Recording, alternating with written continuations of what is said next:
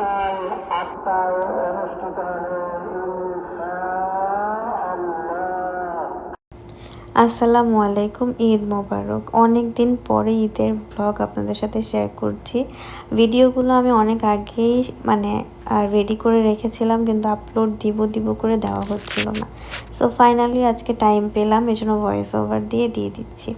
তো যেমনটা দেখতে পাচ্ছেন, এটা হচ্ছে ঈদের দিন সকালের ভিডিও। তো এই সকালে তো আমার প্রচুর দৌড়াদৌড়ি লেগে যায়, কারণ হচ্ছে আয়ানের বাবা ওরা নামাজের জন্য যায়।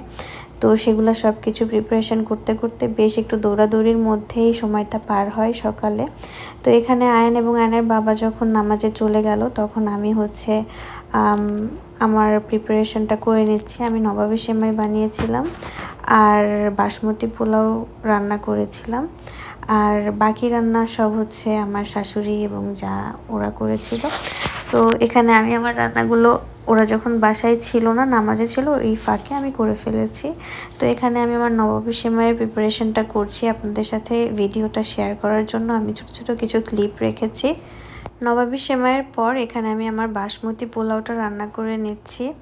বেসিক্যালি আমাদের ঈদের দিন আমাদের যেহেতু অনেক আত্মীয় স্বজন, আমার শ্বশুরবাড়ির এদিকের সব আত্মীয় স্বজনরা পাশাপাশিই থাকে। তো ঈদের দিন আমাদের প্রচুর দাওয়াত থাকে, আমরা সারাদিনই আমাদের আত্মীয়দের বাসায় ঘুরি। তো সকালের যেই খাওয়াটা ব্রাঞ্চ বলা যায়, যে ওইটা হচ্ছে আমরা আমাদের নিজেদের বাসায় করি। তো এই জন্য আর কি অল্প রান্নাবান্না করি ঈদের দিন। আমরা হচ্ছে আমি কিছু রান্না করি, আমার শাশুড়ি কিছু করে, আমার যা কিছু করে, এভাবে করে আমরা সবাই মিলে একসাথেই সকালের ব্রাঞ্চটা একসাথেই করার চেষ্টা করি। তো এখানে আমি শাওয়ার টাওয়ার নিয়ে হালকা পাতলা একটু আমার জুয়েলারিগুলো পরে আমি নিচে চলে যাব, বিকজ নিচে আমরা হচ্ছে একসাথে সবাই খাবো এই জন্য। তো এই আর কি। আমি শাওয়ার নেওয়ার আগেই আমার রান্না করা আইটেমগুলো আমি নিচে রেখে এসেছিলাম। তো এখন আমি শাওয়ার টাওয়ার নিয়ে দোতলায় চলে এসেছি এবং এই যে খাবার খেতে বসে পড়েছি। এখানে এই পোলাওটা আমি রান্না করেছিলাম এবং এই সাদা গরুর মাংসটা এটা আমার শাশুড়ি রান্না করেছিল। ওনার এই রেসিপিটা আমার খুবই পছন্দের। তো এখানে গল্প করছি এবং সবাই একসাথে খাওয়া দাওয়া শেষ করে, এটা হচ্ছে আমাদের বাসায় বানানো দই, ওটা খাওয়া দাওয়া করে আমি আবার উপরে এসে পড়েছি, বিকজ দুপুর থেকে বিকালের দিক থেকে আমরা একটু বের হব। তো এটার জন্য রেডি হব, এই কারণে উপরে এসেছি। এবং আমি একটু পরপরই খালি আমার মেহেদির কালারটা চেক করছিলাম, বিকজ আমি এই ঈদের সময় ফার্স্ট অর্গানিক মেহেদি লাগিয়েছিলাম। সো আমি অনেক এক্সাইটেড ছিলাম যে কীরকম কালার আসে, এবং আমার খুবই সুন্দর একটা কালার এসেছিলো। যদিও আমি মাত্র 20 থেকে 25 মিনিটের ভিতরে মেহেদি উঠিয়ে পানি টানি লাগিয়ে একদম একাকার অবস্থা। এই জন্য আমি নার্ভাস ছিলাম যে আমার হয়তো বা মেহেদিতে কালারই আসবে না। কিন্তু ঈদের দিন আস্তে আস্তে কালারটা খুবই ডার্ক হয়েছে মাশাল্লাহ, এবং অনেক আমার খুবই পছন্দ হয়েছে, বিকজ আমার হাতের মেহেদিটা লাগিয়ে দিয়েছিল আমার একটা ছোট বোন। সে এত সুন্দর করে মেহেদি লাগিয়েছিল, যদি কালার না হতো আমি খুবই আপসেট হতাম। তো কালার তো খুবই ভালো এসেছিলো আলহামদুলিল্লাহ। এরপরে সুন্দর করে রেডি হয়ে কয়েকটা স্ন্যাপ নিয়ে আমরা বের হয়ে পড়লাম। তো আমরা মূলত যাচ্ছি হচ্ছে আমাদের আত্মীয়দের বাসায় বেড়াইতে, কিন্তু আমরা একটু আগে বাইক নিয়ে বের হয়েছিলাম। জাস্ট রাস্তাটা অনেক ফাঁকা থাকে, এদিক ওদিক একটু হালকা পাতলা ঘুরে বাইকে একটু তেলটা নিয়ে তারপর আমরা চলে আসলাম। দাওয়াত আছে আমাদের পাশেই। তো এখানে একটা খুব ওপেন একটা পুকুর টাইপের প্রাকৃতিক একটা জায়গা ছিল। সো ওখানে কিছু ছবি টবি তুলে আমরা আমাদের আত্মীয়দের বাসায় চলে আসলাম। বেসিক্যালি হচ্ছে আমার চাচা শ্বশুরের বাসায়। এবং এর আগের ঈদের ব্লগেও আপনাদেরকে দেখিয়েছি যে এখানে আমরা আসি প্রতিবারই। তো এখানে যাওয়ার পরে এইবার এই সুন্দর মাশাল্লাহ এই ক্যাটটাকে দেখলাম। আর ও একদমই আমার একটা বিড়াল ছিল পিটু, ও হারিয়ে গেছে, ওর মতোই দেখতে। তো এখানে এসেও এই যে আমরা খাবার দাবার খাচ্ছি। আসলে ঈদের দিন আমাদের এরকম ঘোরাফেরার মধ্যে খালি আমরা সবাই তো যেখানেই যাই সেখানে খালি খাইতেই থাকি। আর গিয়েছিলাম হচ্ছে আমি, আমার ভাসুর, আমার যা, আমরা সবাই মিলে একসাথেই। এরপরে আমাদের তো স্টুডেন্টের কোনো অভাব নাই, তো আমরা সব স্টুডেন্টদের বাসায় যেয়ে ওদের ওখানে দাওয়াত ছিল। কিছু জায়গায় যেখানে না গেলেই আর পারা যাচ্ছিল না, এরকম জায়গায় যেয়ে ওদের সাথে দেখা করে চলে এসেছিলাম। আর এটা হচ্ছে নেক্সট ডে। আমার তো রুটিন যে ঈদের দিন আমি শ্বশুরবাড়ি, এবং ঈদের দিন ভোরবেলা হইলে আমার বাবার বাড়ি যেতেই হবে, নাইলে আমার নিঃশ্বাস নিতে পারি না, এরকম আর কি একটা অবস্থা। তো হচ্ছে এই যে ঈদের দিন আমরা সকাল সকাল বের হয়ে এই দিন আরও অনেক রকমের কাহিনী হয়েছিল। আমরা ফার্স্টে ভাবছিলাম হচ্ছে আমরা বাসে করে যাব, কিন্তু যেয়ে দেখি যে কোনো বাস নাই, কিচ্ছু নাই। দেন আমরা আবার বাসায় এসে বাইক নিয়ে দেন রওনা দিয়েছিলাম। এবং সকালে যেহেতু নাস্তা করেছিলাম না, তো আমরা রাস্তায় ওই যে সাম্পান নামের একটা রেস্টুরেন্ট থাকে ওই হাইওয়েতে পরে আর কি, যশোরের কাছাকাছি, তখন হচ্ছে ওখানে এসে আমরা ব্রেকফাস্ট করে নিলাম। তো এরপরে বাসায় আসার পরেই 3টা বাচ্চা, আমার ভাইয়ের 2 বাচ্চা, আমার বাচ্চা, আমরা এরা তো একদম লাফালাফি করে একাকার অবস্থা। আর এই দিন আমাদের খুব মজার মজার কিছু এক্সপিরিয়েন্স হয়েছে। সেটা হচ্ছে আমরা আসছি, এসে জাস্ট একটু মানে রেস্ট নিছি, তারপরে হঠাৎ প্ল্যানিং, একদম 2 মিনিটের প্ল্যানিং, আমার ভাই এবং হচ্ছে আমার হাজব্যান্ড ওরা বের হয়েছে যে মণিহারে মুভি দেখবে, টিকিট যদি পাওয়া যায়। তো হঠাৎ ফোন দিয়েই 2 মিনিট টাইমের ভিতরে আমাদেরকে বলছে যে 2 মিনিটের মধ্যে রেডি হয়ে এখনই আসতে হবে, 5 মিনিট পরে হচ্ছে শো।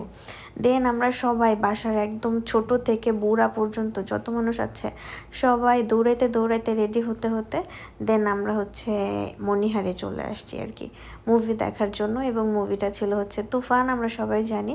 সো এটা খুবই মজার এক্সপিরিয়েন্স ছিল, বিকজ তুফান দেখছি তার মধ্যে একদম সেকেন্ড ডেতে ঈদের মানে একটা আমেজে প্রচুর পুরা ভরা হাউসফুল ছিল।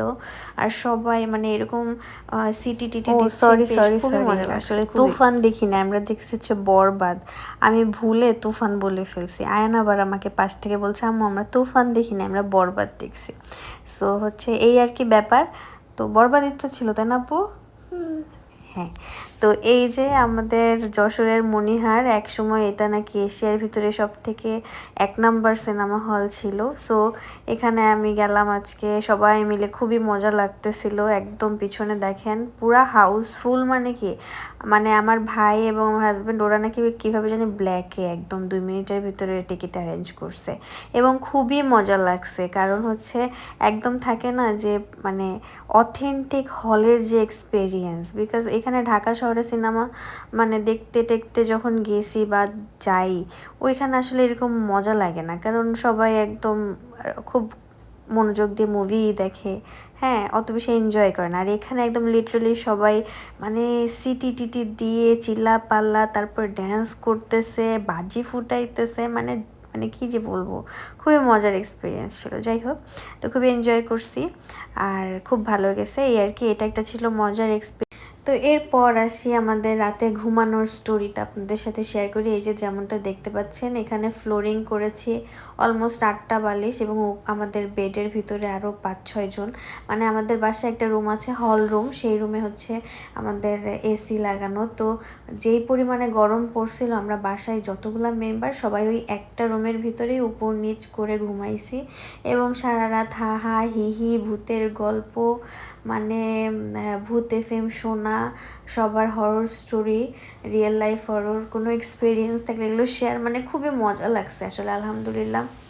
অন্যান্যবার হয় কি প্রত্যেকবার ঈদে যাই, বাসার মানুষদের সাথে টাইম এত বেশি মানে কোয়ালিটি টাইম স্পেন্ড করা হয় না। দেখা যায় যে গেছি একদিন বের হইলাম, তারপরে খাওয়া দাওয়া করলাম, দেন আমার ফ্রেন্ডদের সাথে দেখা টেখা বেশি করা হয়, নিজেরা ঘুরি। কিন্তু এবার একদম প্রপার মানে এমন একটা অবস্থা যে যদি একটু ছাদে উঠছি সবাই একসাথে উঠছি এরকম আর কি। তো খুব ভালো লাগছে, খুব মজা লাগছে। তো এই আর কি, এটা হচ্ছে নেক্সট ডেতে হচ্ছে আমি, আমার ভাবি এবং আমার বোন, আমরা 3জন সেম ড্রেস হচ্ছে ঢাকা থেকে নিয়ে গিয়েছিলাম আমাদের শপ থেকে। তো ওই ড্রেসটা আমরা পরে সবাই বের হয়েছি। এই যে বাচ্চা পার্টিও একদম পুরা কুল সেজে, সবাই ডিস্কো সেজে আমরা বের হচ্ছে। এটা হচ্ছে আমার ছোটো ভাইস্তা, এটা আমার বড় ভাইস্তা, আর ওইটা হচ্ছে আমার আব্বু। তো এই আর কি, আমরা সবাই রেডি হয়েছি। যে এখানে আমাদের 3 আন্ডা বাচ্চা, আর 3জন আমরা একই রকম। তো আমরা এর পরে বের হয়ে অরিয়নে চলে এসেছিলাম, এবং অরিয়নের মানে কি বলবো, টাকা চাবাই খাচ্ছিলাম। জঘন্য আমার খাওয়া কফি, কোল্ড কফি যত খাইছি এর ভিতরে সবথেকে জঘন্য ছিল এইটা। মনে ছিল পানির মধ্যে জাস্ট হচ্ছে একটু চকলেট সিরাপ দিয়ে দিয়েছে। আর এই যে আমরা দেন হচ্ছে হ্যাঁ সবাই মিলে আবার অটোতে করে, এটা আসলে আমি জোর করে নিয়ে গেছি যে আমি প্যারিস রোড দেখবো। আমি হচ্ছে ঢাকায় বসে বসে দেখি সবাই কি সুন্দর প্যারিস রোডের ছবি দেয়। তো আমি প্যারিস রোড না, এটা জানি কী রোড বলছে। আচ্ছা আমি না ভুল বলতে, সিঙ্গাপুর না কি জানি একটা রোডের নাম বলছে এটা, হ্যাঁ আমার খেয়াল নাই।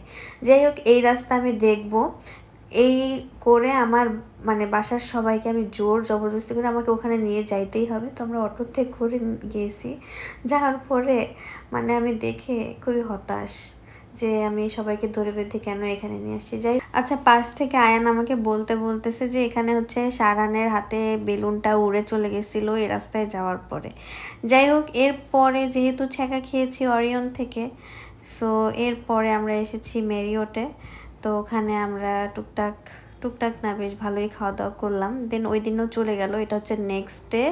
বাবার বাড়ি যাওয়া মানে তো খালি খাবো, বসে বসে আরাম করব, ঘুরে বেড়াবো, এই আর কি। তো আমার মায়ের মজাদার বিরিয়ানি, রোস্ট আর হচ্ছে মিনা ফুপু বোরহানি করেছিল, এগুলো আমরা মজা করে খেলাম। আগে থেকেই বলে রাখি এই ব্লগটা কিন্তু একটু বড় হচ্ছে, বিকজ পুরা ঈদের টাইমে কেমনভাবে কাটিয়েছি সেটার একটা মানে সাম আপ এখানে আমি বলতাছি আর কি। যাই হোক, দেন ওই দিনকে আমি আমার ফাইনালি ঈদের মেন ড্রেসটা পরেছিলাম, এবং আমি সবসময়ই আমার ঈদের যে মেন ড্রেসটা থাকে সেটা আমি একটু লেটে পরি, বিকজ ঈদের দিন আমার আসলে তেমন কোনো এনার্জি থাকে না সাজুগুজু করার। ঈদের পরের দিনও কেন জানি থাকে না, আমি 1-2 দিন পরে দেন আমার একটু এনার্জি আসে যে না এখন আমি একটু সাজুগুজু করে রেডি টেডি হব। তো এই আর কি। তো দেন আমি আমার লাল সুন্দর জামাটা, যেটা আমি খুব শখ করে একদম লাস্ট মোমেন্টে কিনেছিলাম, সো ওইটা আমি ওই দিনকে পরছি। দেন ঈদের সময় তো প্রচুর গরম ছিল, প্রচুর অনেক বেশি।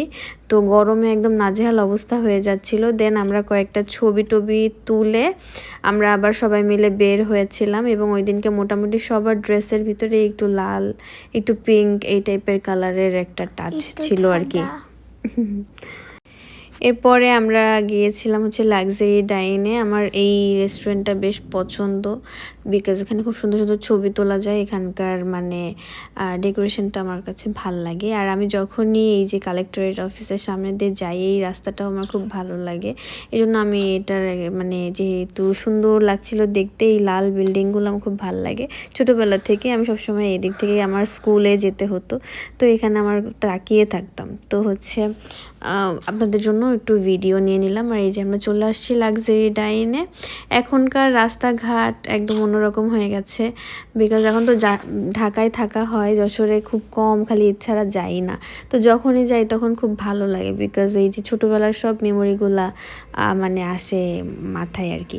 আর এই যে লাক্সারি ডাইনটা খুবই সুন্দর একদম, মানে এই জায়গাটা কিন্তু আগে ছিল হচ্ছে মানে কীরকম জানি ছিল, বিকজ এটার পাশেই আমার স্কুল, যেখানে আমি একদম মানে ছোট থেকে এসএসসি পর্যন্ত পড়েছি। সো এখানে এত সুন্দর একটা জিনিস হবে কখনো ভাবি নাই আর কি। যাই হোক, তো এখন গেলে বেশ ভালো লাগে, বিকজ খুব সুন্দর সুন্দর জায়গা হয়েছে যশোরে। অনেক জায়গার নামও আমি জানি না, মাঝে মধ্যে গেলে টেলে তখন হচ্ছে আমার আশেপাশের মানুষজনের কাছ থেকে শুনি। আর এই যে আমরা ফ্যামিলি মেম্বাররা সবাইকে খুব সুন্দর লাগতেছে। আমার ভাবি, আমার জজ ভাবি যাই হোক, সে দেখলে মজা পাবে আর কি। যাই হোক, তো এরপরে হচ্ছে আমরা সুন্দর করে খাওয়া দাওয়া করে মানে কত আর কত খাবারের ভিডিও দেখাবো আর কি। মানে এই যে অনেকগুলা দিন যে, এই জন্য দেখা যাচ্ছে যে খালি খাবারই ভিডিও, বিকজ ঈদের সময় তো আমরা সবাই আসলে খাই। তো হচ্ছে এরকম আর কি। তো খাবার দাবার খাওয়া শেষ করে দেন এটাই মনে হয় ছিল ঈদের লাস্ট ডে, ওর এর পরে আরেকদিন হয়তো বা যশোরে ছিলাম। দেন এই যে এখানে এই দিনকে, এটা হচ্ছে নেক্সট ডে, দেন আমি বাসায় ছিলাম, জাস্ট বাসার মানুষদের সাথে টাইম স্পেন্ড করছিলাম, বিকজ পরে হচ্ছে ঢাকায় চলে আসবো। আর এটা এই যে ঢাকার উদ্দেশ্যে রওনা দিয়ে দিয়েছি, হাইওয়েতে দাঁড়িয়ে একটু চা খেলাম, আর এই যে পদ্মা সেতুতে চলে আসছি। অ্যান্ড এভাবেই আমার ঈদটা শেষ হলো, বিকজ ঢাকায় আসার পরে আর আমি বের হইনি। আর এটাই আমাদের ঈদের ভিডিও ছিল, যেটা আমি অনেকদিন ধরে পেন্ডিং রেখেছিলাম, দিব করে দেওয়া হচ্ছিল না। আশা করছি আপনাদের ভালো লাগছে। আপনাদের ভালো না লাগলেও আমার খুব ভালো লেগেছে। আল্লাহ হাফেজ।